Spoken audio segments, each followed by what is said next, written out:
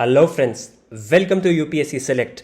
We at UPSC Select are very happy and excited to announce a brand new series by the name of Daily Prelims MCQs. Friends, in this lecture series, we will discuss 5 most important prelims based MCQs on a daily basis which have a very high probability to be asked by UPSC in the upcoming examination. And friends, ना सिर्फ हम 5 prelims के MCQs को discuss करेंगे but we will also see those questions with regards to mains as well as we will build upon the perspective with regards to our interview, right?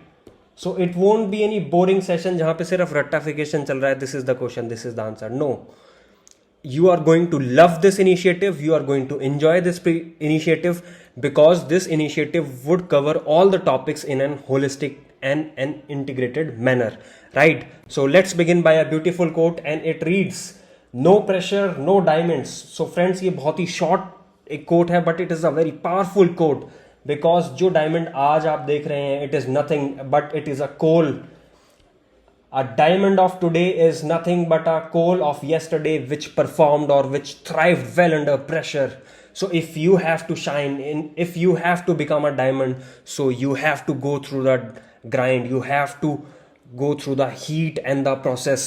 So let's begin, let's dive into today's session with the instruction. So first things first, as soon as the question appear, you need to pause the video, then take a OMR sheet. आपके पास OMR sheet नहीं है तो कोई बात नहीं, एक simple एक प्लेन शीट लीजिए जिसके ऊपर ABCD लिखिए, फिर क्वेश्चन 1 2 3 4 एंड 5 और प्रॉपरली एनसर्कल कीजिए, प्रॉपरली मार्क कीजिए whatever you are thinking is the correct answer.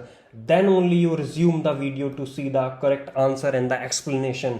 And without fail on a daily basis don't forget to comment down your score कि आपका स्कोर कितना आ रहा है, whether you are scoring 0 2 1 2 whatever, जो भी आपका स्कोर आ रहा है on a daily basis. Daily basis में क्यों कह रहा हूँ, because it would be a healthy habit, आपकी एक अच्छी हैबिट डेवलप हो जाएगी. और आपने एथिक्स में ज़रूर पढ़ा होगा, एथिक्स के अंदर एक टर्म आता है which is known by the name of accountability, right? So accountability से आप क्या समझते हैं? Accountability is nothing but it is जवाबदेही. सो आप कितने जवाबदेही हैं अपने खुद के प्रति, अपनी तैयारी के प्रति, कितनी ईमानदारी से आप प्रिपरेशन कर रहे हैं. So it would be, you have to be accountable, right? So daily basis पे आप लिखें, अगर आपका स्कोर 0 है तो दोस्तों किस चीज़ का वेट कर रहे हैं, किस शुभ मुहूर्त का, शुभ घड़ी का इंतजार कर रहे हैं? It's high time that you get started. If you are scoring 2 marks out of 5 on a daily basis, you need to work very hard. If you are scoring 3 out of 5, a little more efforts are required from your end and definitely you will going to make it. And if you are scoring 4, then it's good going. And if you are scoring 5 out of 5, then you are in a great shape to clear the examination with flying colors. And one more thing, dear friends, there is no negative marking. Yes, there is absolutely no negative marking. So I want all of you to attempt all the 5 questions on a daily basis, right? So let's see what is the first question for today. First question is, Black Sea is bordered by which of the following? And you are provided with option A, B, C and D. Now you know what to do. Just pause this video, right? So I hope आप सबने pause कर लिया होगा video, अपना answer mark कर लिया होगा, right? So let us see what is the explanation. So 2017 में आपसे क्या पूछा था? I have provided you, जो 2017 में आपसे पूछा था, बोथ इंग्लिश में आपको प्रोवाइडेड है और हिंदी माध्यम के छात्रों के लिए भी यहाँ पे दिया गया है, right? So it is asked, Mediterranean Sea is a border of which of the following countries? Jordan, Iraq, Lebanon and Syria, right? So here at UPSC Select our whole initiative is कि हम वो questions आपके लिए design करें, वो चीज़ें आपके लिए लेके आएँ जो आपकी प्रिपरेशन का बर्डन जो है, भार जो है, उसको कम कर सके और आपको सही एक दिशा दिखा सके, एक प्रॉपर डायरेक्शन में आपकी तैयारी अलाइन हो, राइट? सो 2017 में आपसे मेडिटेरियन सी के बारे में पूछा था. 2016 में आपसे क्या पूछा था? You have to consider the following pair: sea, Adriatic Sea, bordering country, Black Sea, Caspian Sea, Mediterranean Sea, Red Sea, right? And you have to correctly match these. So अब आप कहेंगे सर इतनी सारी सीज हैं, इतनी सारी water bodies है, how do we remember them, right? So this is a challenge for the aspirants. But dear friends, no need to worry at all, we can easily handle them by the help of mnemonics, right? So अब हम black sea के बारे में देखते हैं इस particular question में. So mnemonic for Black Sea is RURGTB. अब आप कहेंगे सर ये RURGTB है तो कोई निमोनिक नहीं बना, कोई सेंस नहीं बना. बट डियर फ्रेंड्स, अभी हम देखेंगे that how it is going to help you, right? So this R is for Romania, this U is for Ukraine, and R is for Russia, and the G is for Georgia, and this T is for Turkey, and this B is for Bulgaria. So this is Roma, U R Gorgeous TB. Again, I will repeat myself. This would be Roma, U R Gorgeous TB, right? So this way you have to remember, right? So ये छोटी छोटी innovations creativity से आपका prelims बहुत आसानी से clear हो जाएगा, right? And one more thing apart from this, mnemonic याद किया, बहुत अच्छी बात है, बट ऐसी चीज़ों में आप ये भी देखिए कि कौन सी कंट्री प्रॉक्सिमेट तो है, पास तो है, but it is not bordering the that particular water body. अब आप देखें, जैसे ब्लैक सी की हम बात कर रहे हैं, तो Moldova is a country, right? तो मोल्डोवा देख रहे हैं ब्लैक सी के नज़दीक है, but at the same time it is not bordering black sea, right? सो आप मोल्डोवा को एलिमिनेट कर सकते हैं, right? So I hope this is making sense. So now let's move to question number 2.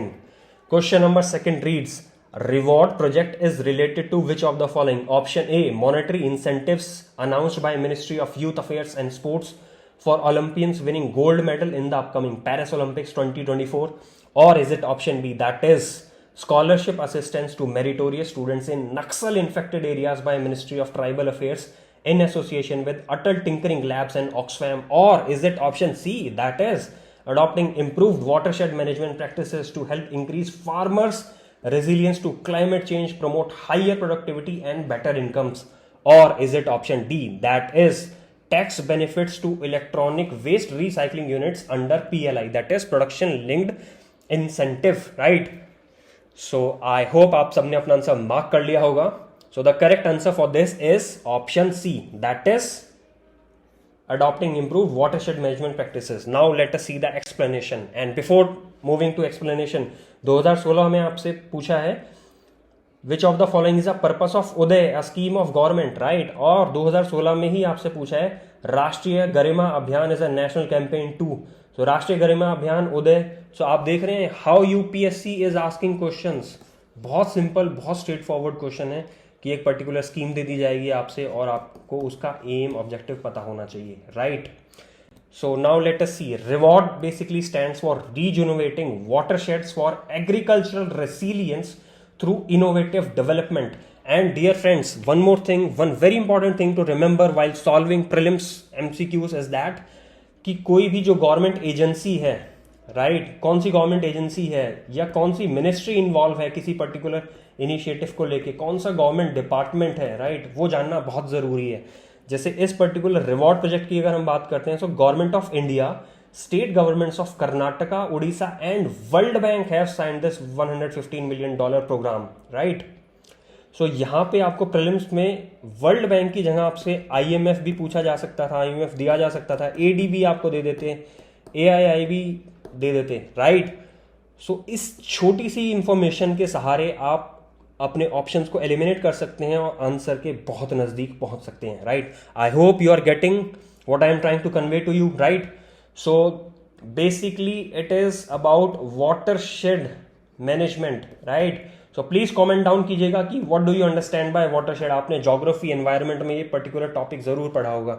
और जब भी हम किसी इनिशिएटिव की बात करते हैं, राइट, किसी मिशन की बात करते हैं, कैंपेन की बात करते हैं, तो सबसे पहले हमें पता होना चाहिए कि उसका ऑब्जेक्टिव क्या है, एम क्या है, राइट? सो इस पर्टिकुलर रिवॉर्ड प्रोजेक्ट का क्या एम ऑब्जेक्टिव है? इसका एम ये है कि जो हमारे फार्मर्स हैं, राइट, सो फार्मर का रेसिलियंस स्ट्रेंथन किया जाए किसके अगेंस्ट? क्लाइमेट चेंज के अगेंस्ट, राइट? तो वाटर शेड मैनेजमेंट की अच्छी प्रैक्टिसेस से आपकी प्रोडक्टिविटी बढ़ेगी, राइट? प्रोडक्टिविटी बढ़ेगी तो आपकी इनकम्स बेटर होंगी, राइट? अब जैसे ही हमने पढ़ा कि इनकम फार्मर्स की बेटर हो रही है, तो आपके दिमाग में एकदम से क्लिक होना चाहिए कि we talk about doubling farmers income by year 2022. So कौन सी वो कमिटी है, right? So that committee is Ashok Dalwai committee, right? So this is how you integrate different things. Moving further, अब this is one very important point. Please pay attention to this particular fact और data, you may call it. Government of India has committed to restoring 26 million hectares of degraded land by year 2030. So ये separately भी आपसे prelims में पूछा जा सकता है, या फिर अगर प्रीलिम्स में ना भी पूछे तो you can use this particular fact in GS paper 3 और GS paper 1, right. GS paper 3 में particularly they have mentioned about this environment conservation, about disaster management, right. सो आप अगर डिग्रेडेड लैंड्स की कहीं बात आती है तो आप इस फैक्ट को कोट कर सकते हैं, बल्कि अपना आंसर भी बिगिन कर सकते हैं if you find this relevant enough, right. So again effective watershed management से आपके लाइवलीहुड्स बेटर होंगे, right. So there is proper livelihood while building a more resilient food system, right. And this you can read ki it would adopt a science based planning and all these things, right. So let's move to question number 3 for today. It reads, which of the following statements with reference to water plus city given below is incorrect. अब जैसे ही मैंने कहा कि ये incorrect है, right. So generally एक silly mistakes commit क्या हो जाती है एस्पिरेंट से, उनको आते हुए भी गलत क्या कर देते हैं, इसको करेक्ट पढ़ लेते हैं, राइट. सो ये गलती आपको बिल्कुल नहीं करनी है एग्जाम में. You have to have a eagles eye, बास जैसी तेज निगाहें होनी चाहिए, रेजर शार्प आपका फोकस होना चाहिए कि यहाँ पे करेक्ट लिखा है या फिर इनकरेक्ट है, right. So statement 1, in order to become a water plus city it must be ensured that the dirty water from the city does not go into any river or drain. Secondly, all public toilets in the city must be connected to the sewer lines and must be cleaned. Third, at least 75% of the city's sewer water has to be recycled and reused. Or is it fourth, that is Hyderabad is India's first water plus city under the Swachh Sarvekhan 2021, and you have to choose the correct answer using the code given below. Option A 1 and 2 only, option B 3 and 4 only, option C 3 only, or is it option D, that is 1 2 3 4, right. So just pause the video, mark the answer. I hope आपने अपना answer mark कर लिया होगा. Now let us deduce the correct answer, right. सो अगर आप statement 4 को देखते हैं तो स्टेटमेंट 4 क्या कह रहा है कि Hyderabad is India's first water plus city. No dear, it is not Hyderabad, it is in fact Indore which is India's first water plus city. अगर आपको सिर्फ इतना ही एक फैक्ट पता है, right, that means statement number 4 is incorrect. और आपसे क्या पूछा है, इनकरेक्ट ही आपसे पूछा है. दैट मीन्स स्टेटमेंट नंबर जो 4 है वो आपके आंसर में होना चाहिए, it should be present. So statement 4 है क्या ऑप्शन ए में? No, it is not there, तो option A is out of picture. Statement 4, it is present in option C. No, it is not. So आपका A और C eliminate हो गया. देखा, आप सिर्फ इतना सा फैक्ट जानने से 50% आपके चांसेस हो गए कि आपका आंसर करेक्ट होगा, राइट. वन मोर थिंग, आपको थर्ड स्टेटमेंट जो है एटलीस्ट 75%, ये पढ़ने की जरूरत भी नहीं है. Why I am saying so, because 3 and 4 option B में भी है, 3 and 4 ऑप्शन डी में भी है. देख रहे हैं आप, right. So it all boils down whether statement 1 or whether statement 2 are correct or incorrect. Now let us see, right? So अगर हम statement 2 को पढ़ते हैं पहले, तो इसमें मेंशन है कि all the public toilets, जितने भी सारे public toilets हैं, एक्सट्रीम वर्ड है, right. Generally I am saying the extreme words, आपने कई बार सुना पढ़ा होगा कि एक्सट्रीम वर्ड्स गलत होते हैं, but always remember it is a general rule, it is not correct always and every time, right. So Statement 2, all public toilets in the city they must be connected to sewer lines and must be clean. For example, हमने water plus city के बारे में नहीं पढ़ा, let us say. अगर पढ़ा है तो well and good. अगर आपने नहीं भी पढ़ा तब भी आप इस क्वेश्चन को सॉल्व कर सकते हैं. अभी हम देखेंगे कैसे. तो जितनी भी पब्लिक टॉयलेट्स हैं वो सब कनेक्टेड होनी चाहिए. हम देखते हैं. For example there are say let us say एक सिटी है, city A by the name of A, उसमें 100 पब्लिक टॉयलेट्स हैं, right. 1 2 3 4 so on and so forth. तो क्या आप इसमें बोल सकते हैं कि पब्लिक टॉयलेट्स नंबर 1 2 3 4 ये तो सिविल लाइन से कनेक्टेड होंगे, इनको तो प्रॉपर क्लीनिंग मिलेगा सब कुछ, बट जो बाकी टॉयलेट्स हैं उनमें प्रॉपर क्लीनिंग नहीं होगी. Does it make any sense? क्या एक सेंस बनाता है कि कुछ पब्लिक टॉयलेट्स को हम सिविल लाइन से कनेक्ट कर देंगे, उनकी साफ सफाई होगी और बाकियों की नहीं होगी? No, it does not make any sense, right. Right, I hope you are getting the point, right. And first statement, in order to become a water plus city, it must be ensured that the dirty water from the city does not go into any river or drain. Again, use common sense. अगर किसी शहर को water plus city बनाना है, घोषित करना है, तो जितना भी डर्टी वाटर है वो किसी भी डायरेक्टली किसी नदी नाले में नहीं जाना चाहिए. Again it is making sense, right. आप इसको आराम से पढ़ें, दोबारा से पढ़ें, right. So the correct answer for this particular question would be option B, right? Because statement 1 is correct, statement 2 is correct और आपसे incorrect के बारे में पूछा गया था, right? And वहाँ पे 75% दिया हुआ था statement थर्ड में, but it is not 75%, it is actually 30% of the city sewer water has to be recycled and reused, right? And fourth statement, again I have told you, it was not Hyderabad but it is Indore, which is India's first water plus city, right? अब water plus city होती क्या है? जब भी हम किसी initiative campaign की बात करते हैं तो सबसे पहले जैसे मैंने बताया कौन सी मिनिस्ट्री इन्वॉल्व है, तो as per the protocols of union ministry of housing and urban affairs, right? तो जैसे ही वाटर प्लस सिटी आया तो आपके दिमाग में घंटी बजनी चाहिए union ministry of housing and urban affairs, right? तो किसी शहर को आप डिक्लेयर कब करेंगे water plus? Provided all the waste water, जितना भी वेस्ट वाटर कहीं से भी रिलीज हो, चाहे वो आपके घरों से रिलीज हो, किसी इंडस्ट्री से, कमर्शियल एस्टेब्लिशमेंट या कहीं और से भी रिलीज हो, तो उसको एक सेटिस्फैक्ट्री लेवल तक प्रॉपरली ट्रीट किया जाना चाहिए before releasing into environment, right? So I hope this is clear. जो आपका वेस्ट वाटर है उसकी प्रॉपर ट्रीटमेंट होगी, then only it would be released into the environment. First things. Secondly, water plus जो protocol है उसका एम क्या है, ऑब्जेक्टिव क्या है, right?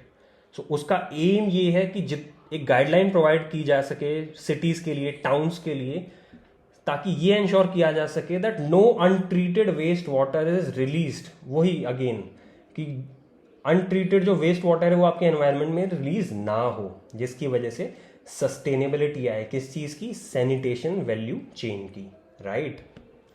And one more thing कि जो इस मिशन का फोकस है, किस मिशन का? वाटर प्लस सिटीज के बारे में हम बात करें. It is in line, it is in parallel with governments effort toward conservation and reuse of water.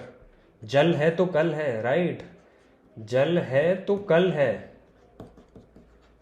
तो हम कंजर्वेशन की बात करते हैं, रीयूज की बात करते हैं, right? Of the Jal Shakti Abhiyan in accordance with sustainable development goals on clean water and sanitation, right?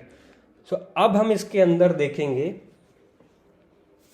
कि कैसे हम प्रीलिम्स को मेन से इंटीग्रेट कर सकते हैं और उसको फर्दर इंटरव्यू से इंटीग्रेट कर सकते हैं, राइट?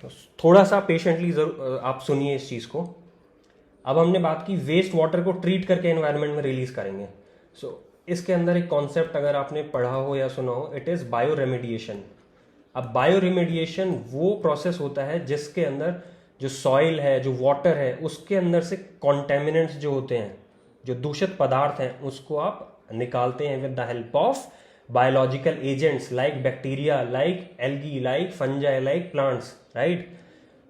और ये जो बायो रेमेडिएशन है ये एक प्रोसेस है, राइट? इसका लाइव एग्जाम्पल आप देख सकते हैं इंदौर में, अगेन इंदौर में. एंड आपके एथिक्स में एज अ केस स्टडी आप यूज कर सकते हैं इसको, that back in 2018, Mr.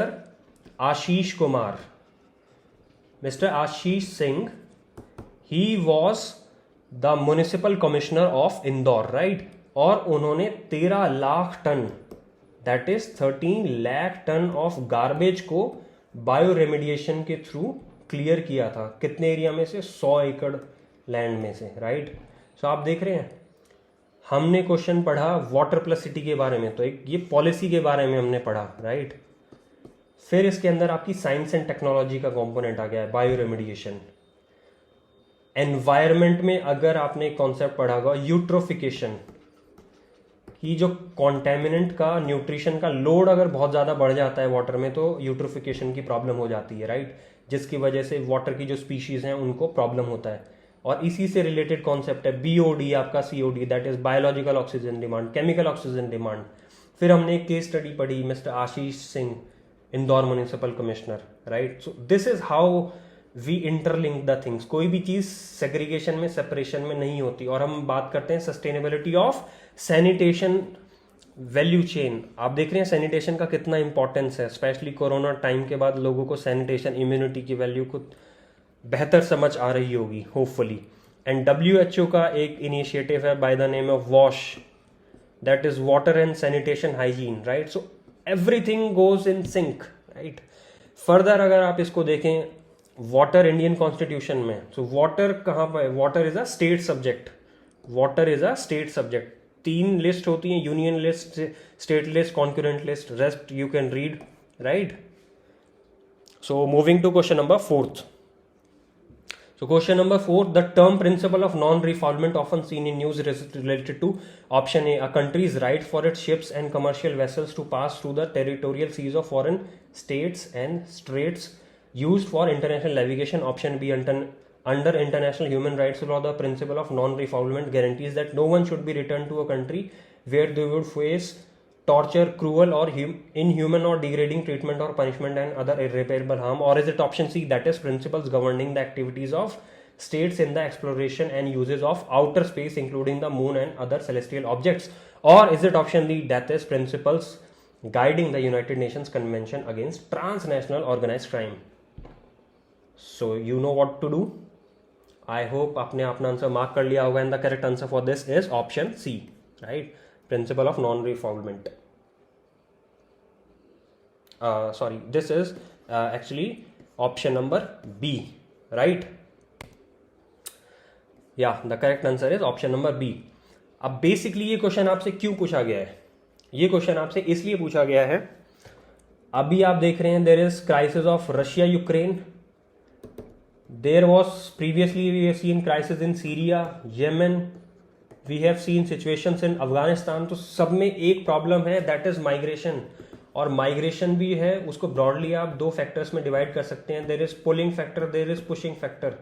Pulling factor वो फैक्टर होते हैं कि अगर आप गांव से शहर में आए हैं बेटर हेल्थ अपॉर्चुनिटीज के लिए, बेटर एजुकेशन, बेटर एम्प्लॉयमेंट के लिए, तो वो चीजें आपको आकर्षित कर रही हैं, that is positive, that is a positive connotation. But pushing factors क्या है, आप मजबूरी की वजह से लोग रशिया यूक्रेन क्राइसिस की वजह से पलायन करने को मजबूर है रशिया और अदर प्लेसेस से, राइट। सो बेसिकली ये जो प्रिंसिपल ऑफ नॉन रिफाउलमेंट है, ये किसी भी स्टेट को यानी कंट्री को प्रोहिबिट करता है, मना करता है कि आप किसी भी व्यक्ति को, शरणागति को आप ट्रांसफर या रिमूव नहीं कर सकते इंडिविजुअल को अपनी जुरिडिक्शन में, अगर वो आपके शरण में आए हैं। कंडीशन ये है कि अगर सब्सटेंशियल ग्राउंड हो for believing that the person would be at risk of irreparable harm, अगर उसको वापस लौटा दिया जाएगा इन देशों में तो उनका परसिक्यूशन भी हो सकता है, उनको मारा जा सकता है, टॉर्चर होगा, इल ट्रीटमेंट हो सकता है या अदर ह्यूमन राइट वायलेशन होंगे, right. And mind you one thing, जब भी आप आईआर या फिर एनवायरमेंट की कोई भी ट्रीटी या किसी भी चीज की कोई ट्रीटी कुछ भी आप पढ़ते हैं, राइट, तो उसमें ये जरूर देखिए whether India is a party to that और नॉट, और secondly whether that particular treaty is binding in nature or non-binding in nature, right? So India is not a party. First things first, India party नहीं है किसका, 1951 Refugee Convention और its 1967 Protocol, and does not have a national refugee protection framework. अब आपसे interview में आपका opinion पूछा जा सकता है इसके बारे में कि इन टुडेज वर्ल्ड, राइट, जहाँ पे geopolitical tensions are at all time high, वहां पे whether India should have a national refugee protection framework और नॉट, राइट। और एक और इंपॉर्टेंट चीज कि India, however India continues to grant asylum, asylum मतलब शरण देना, to large number of refugees, especially people from Afghanistan, Myanmar, right. So here you can also relate issues with regards to internal security, कि Rohingya issues, right, Rohingya issues, then CA, NRC, these all things are interconnecting, nothing works in silos and separation, right? And there is a very famous personality which whom India has granted asylum, that is His Holiness Dalai Lama. He was granted asylum by India at Dharamshala in Himachal Pradesh, right? So with that, let us move to our last question for today. It talks about Artemis Accord, recently seen in news, relates to option A, series of normalization agreement between Israel and Arab world brokered by USA. Option B, resolving sovereignty issues over the Chagos archipelago disputed between Mauritius and UK, United Kingdom. Or is it option C, that is principles for cooperation in civil exploration and use of moons, Mars, comets and asteroids for peaceful purposes? Or is it option D, that is complete decolonization of the Malay Peninsula? So you know the drill by now, just pause this. I hope आप अपने answer mark कर चुके होंगे, and the correct answer for this is option C, right? So ये question आप देखें 2018 में आपसे क्या पूछा गया था और 2016 में आपसे क्या पूछा गया था। 2016 में आपसे which of the following is not a member of GCC, gulf cooperation council. तो जब भी आप काउंसिल के बारे में पढ़ें या फिर किसी कन्वेंशन के बारे में पढ़ें, या इस क्वेश्चन में मैंने आपसे पूछा है आर्टेमिस अकॉर्ड के बारे में पढ़ें, राइट, तो हमेशा ध्यान रखिए ऐसी चीजें आपसे generally UPSC has a knack of asking these question in prelims, right. So इसका answer by the way was Iran and convention international labour organisation convention 138 182 were related to child labour. Now moving to our question, Artemis accord के बारे में हम बात कर रहे हैं, right. सो ये आपसे क्यों पूछा है, बेसिकली इसलिए पूछा है कि New Zealand has become the 11th signatory to Artemis accord. अब आर्टेमिस अकॉर्ड किससे रिलेट करता है, बेसिकली आपको पता होगा नासा की स्पेस एजेंसी, यूएस की space agency is NASA, right. So it is planning to return humans to moon by 2024. अब जैसे लिखा कि ह्यूमन को रिटर्न करना है, दैट मीन्स आपने पढ़ा होगा बचपन में कि 1969 में Neil Armstrong along with Collins Aldrin, तो वो सब they went to moon, right.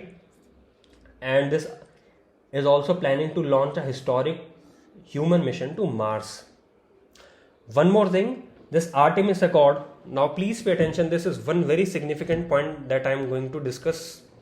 Artemis Accord describes a shared vision for principles grounded in the Outer Space Treaty 1967 to create a safe and transparent environment which facilitates exploration, science and commercial activities for all humanities to enjoy. This is very important point. अब for example कुछ चीज़ें global Commons होती हैं, global common से क्या समझते हैं अभी हम देखते हैं. For example there is Antarctica. So Antarctica के जो रिसोर्सेज हैं उसको एक सिंगल देश क्लेम नहीं कर सकता. फॉर एग्जाम्पल यूएस, चाइना या बीट एनी अदर कंट्री, वो नहीं बोल सकता कि पूरा एंटार्क्टिका मेरे को बिलोंग करता है. या मून है फॉर एग्जाम्पल, तो चाइना ये नहीं क्लेम कर सकता कि पूरा मून के रिसोर्सेज हैं वो सिर्फ उसी के लिए हैं. It is for the all humanity to enjoy, right. और इसी चीज पे मेरे को लक्ष्य मूवी वॉज देयर, अगर आपने देखी हो, which is having Hrithik Roshan as the main lead.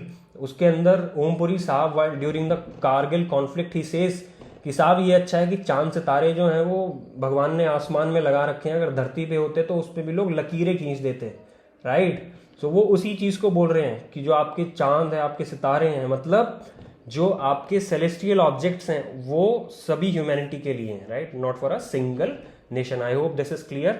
One more thing, whether India is party to this atomic accord और not, no, India is not a member, right. And who are the founding members, तो उसका तरीका, कितनी सारी countries कैसे याद करेंगे, एक तरीका ये, अगर यूएस है तो जनरली यूके इज देयर और उनकी प्रॉक्सिमिटी में there is Canada, right. Australia है तो ऑस्ट्रेलिया का न्यूजीलैंड आ गया नेबर, राइट. तो ऐसे याद कर सकते हैं. यूरोप में आप देखें Italy is there, Luxembourg is there, and Japan and UAE from Asia. So and on that note, I would like to end today's session, right? And our today's session concludes by a quote.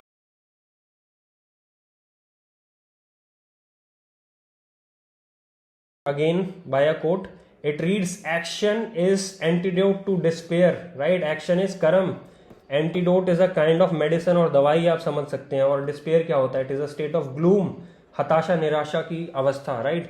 सो ये जो मैं quotes आपको provide करता हूं, they may motivate you, but mark my words, these would be very helpful for essay writing, for ethics, and not only restricted to those, but also they would provide a very good conclusion in your GS answers as well, right? So on that note, I would like to end today's session, and again I would request all of you to please comment down your score on a daily basis without fail, right?